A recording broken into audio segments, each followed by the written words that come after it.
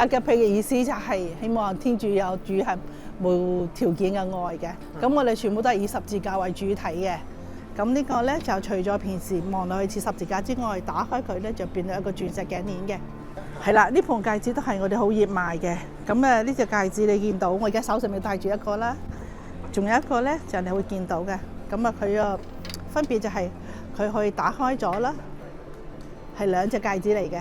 咁就呢個就係我哋與主同行啊嘛。例如呢個十字架入面，大家會見到五餅二魚啦，見到兩條魚啦，五餅二魚啦。就我覺得六月蘇都係東南亞啲客路都比較多啲嘅。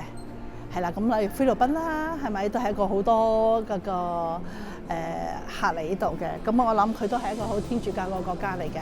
澳洲客都唔錯嘅，都係歐洲啊，或者都係一啲我哋嘅主要嘅 target 啊，呢啲都係一個天主教國家或者教會嗰邊。